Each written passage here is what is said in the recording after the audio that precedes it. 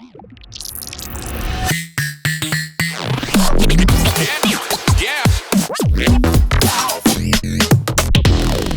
guys, Slynk here with another tutorial, and today I'd like to talk about the best practices for collaborating remotely. You know, sometimes you send your friend online an Ableton project and they say they can't open it, or there's missing files or plugins, and that can really derail the whole collaboration process, and sometimes even cancel the collaboration altogether. So what I'd like to do for you today is to give you a bit of a guide to follow so that next time you're collaborating online, your collaboration has the best chance of succeeding. So let's get started. Versions. Before you even start a collaboration, you should make sure that you and your partner are both using the same version of Ableton. If you don't have the same version, you're going to run into compatibility problems. For example, if I create a project with Live 11, you can't open that project with Live 10. But projects created with Live 10 can be opened with Live 11. If I then save that project with Live 11, it becomes a Live 11 project, and you're no longer able to open it in Live 10. So that kind of gives you an idea of how this works. Now, the version number is not the only thing to consider. You also need to consider the version type. Ableton Intro, Standard, and Suite versions give you access to different Ableton features. For example, Ableton Suite gives you access to Operator. Now, if I created a project with loads of operators and you tried to open the project with Ableton Standard or Intro, the operators will not show up and the project will be kind of broken. Now, there is a hacky way to get around this, which we'll talk about later, but it's not ideal.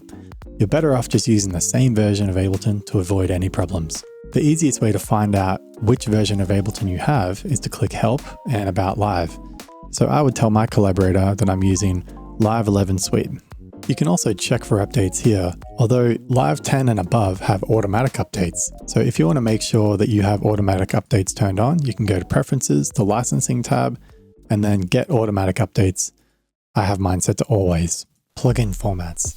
There are two main types of plugin formats that Ableton supports: audio units and VSTs. VSTs are compatible with both PC and Mac computers, whereas audio units are only compatible with Macs. If you create an Ableton project using audio units, they will not be recognized when you open the project on a PC, so you should always use VSTs because they are cross-platform. Your collaborator might be on a PC. Maybe someday you switch from Mac to PC and you need to open an old project. If you use audio units, this isn't possible. And there's no performance boost or extra features or advantages to using audio units. In fact, audio units do not support direct MIDI out, which could limit the functionality of your plugin. So do yourself a favor and go to Preferences, go to the Plugin tab, and turn off Use Audio Units. I'm on a PC, so you can't see that option there, but it will be right here. While we're here, let's talk about the differences between VST2 and VST3.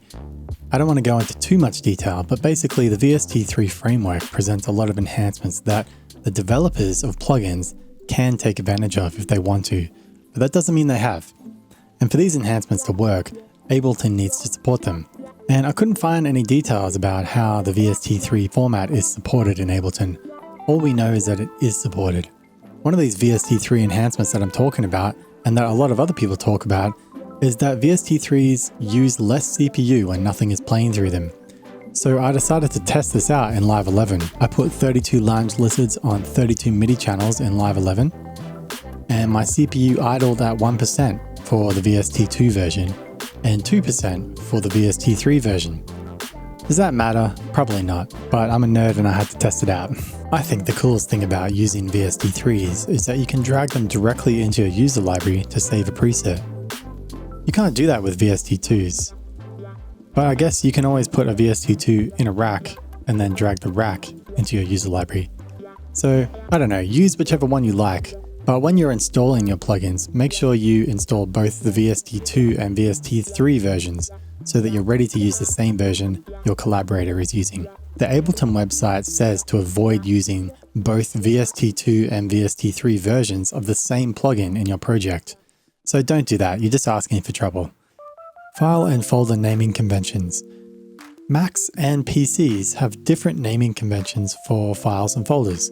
So if you're sharing Ableton projects between Mac and PC computers, you need to be aware of these differences because they can cause problems.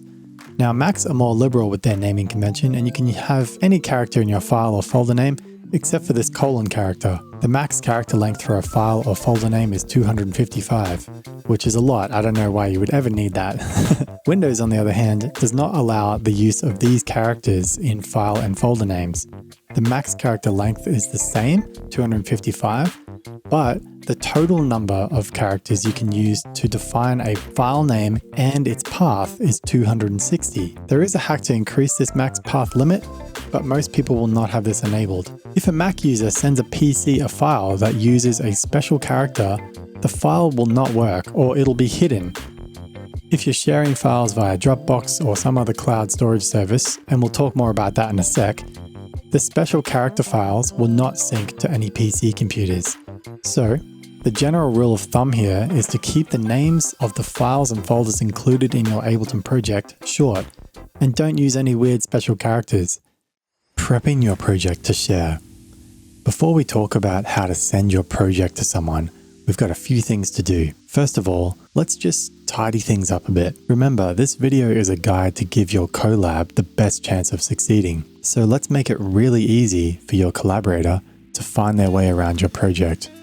You never want your collaborator to be wasting time trying to figure out where that one sound is coming from, for example.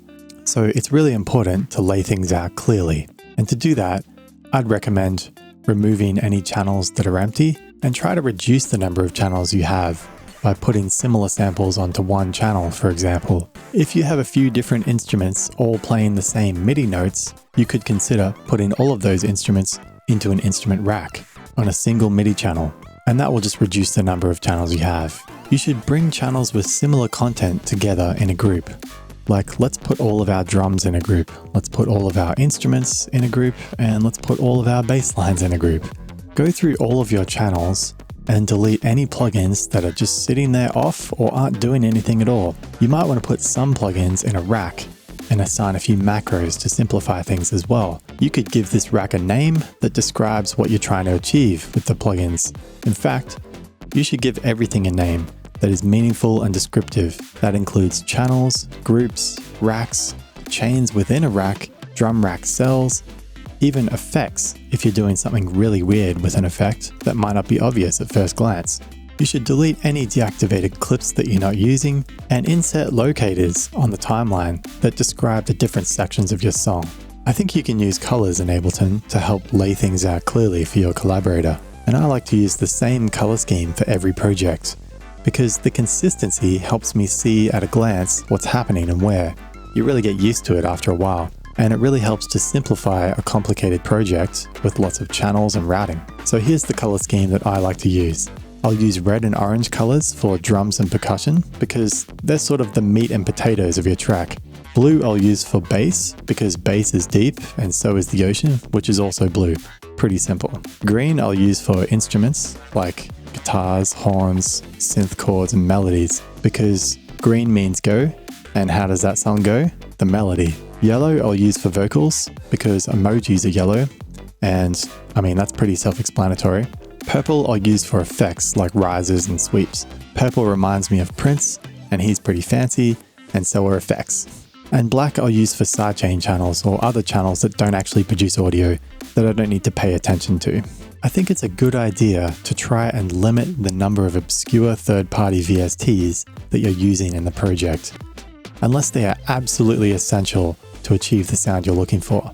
If you can substitute a more popular, commonly used plugin or even a stock Ableton plugin and get the same result, then you probably should do that substitution. Because if your collaborator doesn't have all of the VSTs that you used in the project, then they won't be able to hear what those plugins are doing or adjust how they sound. Unless you know for certain that your collaborator owns that VST, you should freeze, don't flatten, any channel that uses a third-party VST. This way, if your collaborator does have that VST, they can unfreeze the channel and edit. If they don't have that VST, they'll still be able to hear the freezed audio at least. Sharing your project file.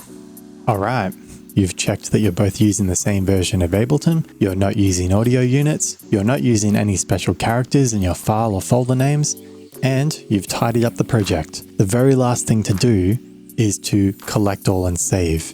Now, what does collect all and save do exactly? Well, if you've dragged any samples from a library into your project, this option will duplicate that item and place the copy of that item inside the project folder.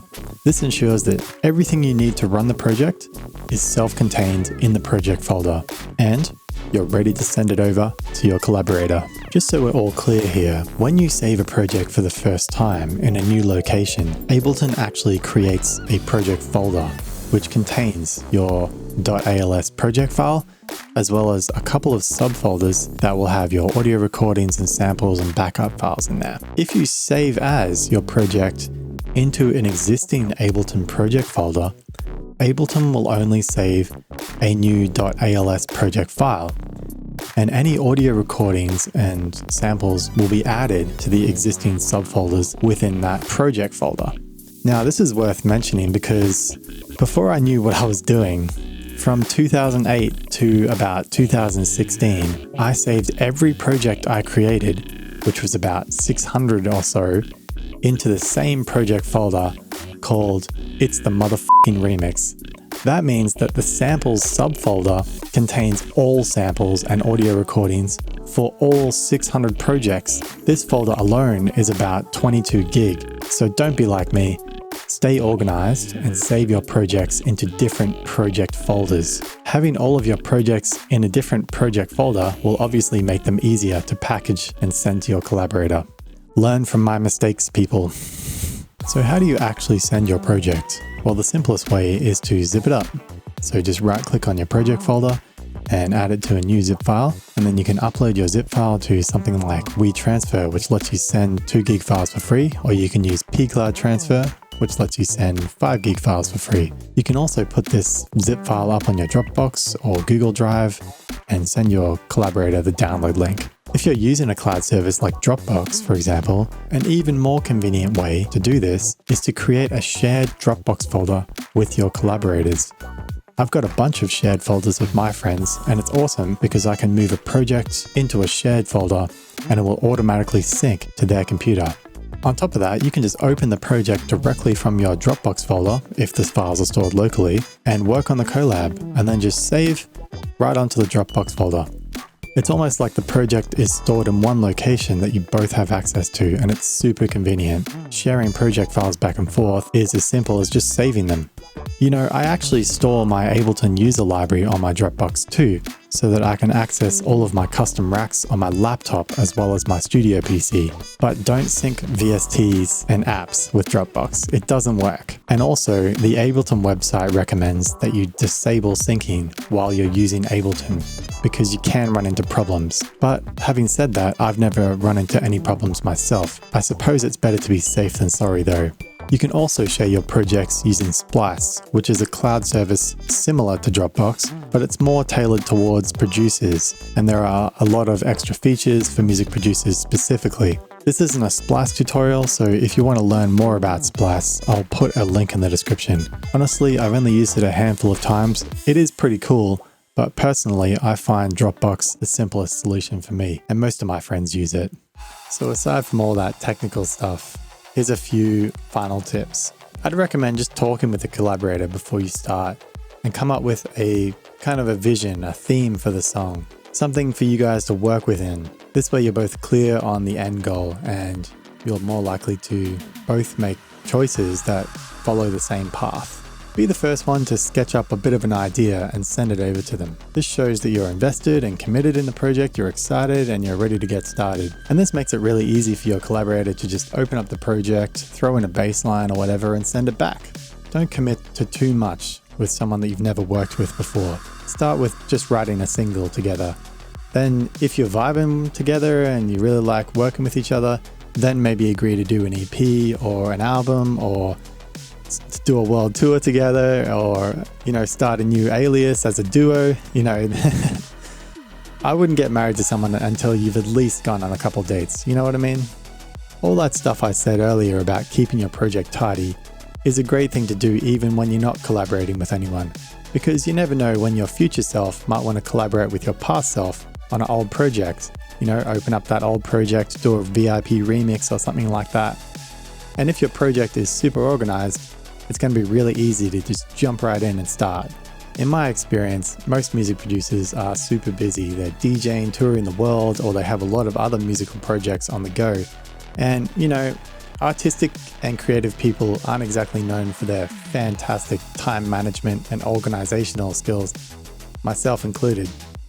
So, if you haven't gotten anything back from your collaborator in a while, then just hit them up with a little message.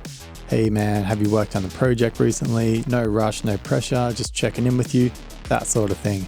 Because they're probably not trying to ghost you. More likely, they've just forgotten about the project, and once you remind them, they'll be like, oh yeah, let's do it, okay, and get excited. So that's it everyone, thank you so much for watching, and I hope your next collaboration goes perfectly. And I'll see you next time. Peace.